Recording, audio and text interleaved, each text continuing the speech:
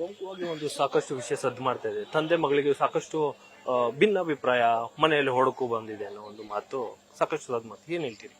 ಇದು ಇದ್ರ ಬಗ್ಗೆ ಏನು ಹೇಳಕ್ ಇಷ್ಟಪಡಲ್ಲ, ಯಾಕಂದ್ರೆ ಏನು ವಿಷಯಗಳಿಲ್ಲ, ಇದು ಬರೀ ನಡೀತಾ ಇರೋ ವಿಷಯಗಳು. ಆದ್ರೆ ನಮ್ಮ ಜನರೇಷನ್ ಏನಂದ್ರೆ ನಾವೆಲ್ಲ ಈಗ ಡಾಕ್ಟರ್ ಮಕ್ಕಳು ಡಾಕ್ಟರೇ ಆಗ್ಬೇಕು ಅಂತ ಏನಿಲ್ಲ, ಅವರವ್ರ ಕ್ಷೇತ್ರಗಳನ್ನ ಚಾಯ್ಸ್ ಮಾಡ್ಕೊಂತಾರೆ. ಹಾಗೆ ನಾನು ಒಂದು ಇದರಲ್ಲಿ ಮುಂದೆ ಬರೋಕೆ ನಾನು ಇಷ್ಟಪಟ್ಟಿದ್ದೀನಿ ಅಷ್ಟೇ. ಒಂದು ವೇಳೆ ನಿಮ್ಮ ತಂದೆಯವರು ಮತ್ತೆ ಬಿಜೆಪಿ ಪಕ್ಷಕ್ಕೆ ಕರೆದ್ರೆ ಹೋಗ್ತೀರಾ? ನಾನು ತುಂಬಾ ಮುಂದೆ ಹೆಜ್ಜೆ ಇಟ್ಬಿಟ್ಟಿದ್ದೀನಿ. ಇವಾಗ ನಾನು ಬೇರೆ ತರನೇ ಹೋಗ್ಬೇಕು ಅಂತ ಅನ್ಕೊಂಡಿದೀನಿ. ಅದಕ್ಕೆ ಸದ್ಯಕ್ಕೆ ಅಲ್ಲೇ ಮಾತನ್ನ ನಿಲ್ಸಕ್ ಇಷ್ಟಪಡ್ತೀನಿ. ರಾಜಕೀಯದಲ್ಲಿ ಏನೆಲ್ಲ ಮಾಡ್ಬೇಕು ಅನ್ನೋ ಒಂದು ಆಲೋಚನೆಯನ್ನ ಇಟ್ಕೊಂಡಿದ್ದೀರಿ? ರಾಜಕೀಯದಲ್ಲಿ ರಾಜಕೀಯಕ್ಕಿಂತ ಸಾಮಾಜಿಕವಾಗಿ ಏನ್ ಮಾಡ್ಬೇಕು ಅಂತ ತುಂಬಾ ಆಲೋಚನೆಗಳಿದೆ. ಅದಕ್ಕೆಲ್ಲ ಒಂದು ಸಮಯ ಬೇಕು, ಅದಕ್ಕೆ ತುಂಬಾ ಶಕ್ತಿ ಬೇಕು, ಅದಕ್ಕೆ ಜನರು ಅದನ್ನ ಒಪ್ಪಬೇಕು.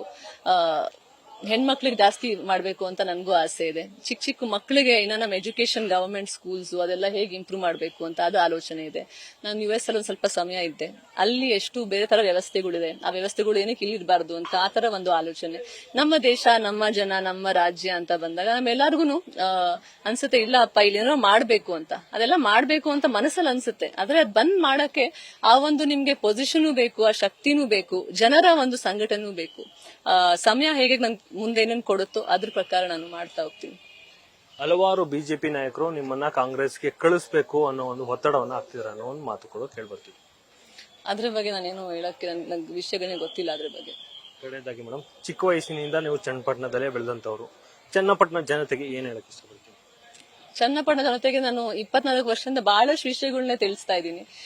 ಇವತ್ತು ಅದನ್ನ ಹೇಳಕ್ ಇಷ್ಟಪಡ್ತೀನಿ. ನಿಮ್ಗೆ ಏನಾದ್ರೂ ತೊಂದರೆ ಇದ್ದೆ, ನಾನು ನಿಮ್ಮ ಇಲ್ಲ ತಂಗಿಯಾಗಿ, ಇಲ್ಲ ಅಕ್ಕ ಆಗಿ, ಇಲ್ಲ ನಿಮ್ಮ ಮನೆ ಮಗಳಾಗಿ ನಿಂತಿದ್ದೀನಿ. ನಿಮ್ಗೆ ಏನಾದ್ರು ನನ್ನ ಕೈಯಿಂದ ಏನ್ ಸಹಾಯ ಆಗುತ್ತೋ ನಾನು ಮಾಡಕ್ ನಿಂತೀನಿ. ಯಾವ್ದಾದ್ರು ನಿಮ್ ಪ್ರಾಬ್ಲಮ್ ಇದ್ರೆ ಯಾವತ್ತಾರು ನೀವು ನನ್ಗೆ ಫೋನ್ ಮಾಡಿದ್ರೆ ನಾನು ಇರ್ತೀನಿ ನಿಮ್ಗೆ ಅಂತ ಹೇಳಕ್ ಇಷ್ಟಪಡ್ತೀನಿ. ಇದಿಷ್ಟು ನಿಶಾ ಯೋಗೀಶ್ವರ್ ಅವರ ಮಾತಾಗಿರ್ತಕ್ಕಂಥದ್ದು. Mohan Kumar, news first, Ramanagara. News first ನಿರ್ಭೀತಿಯಿಂದ ನಿಮ್ಮ ಪರವಾಗಿ.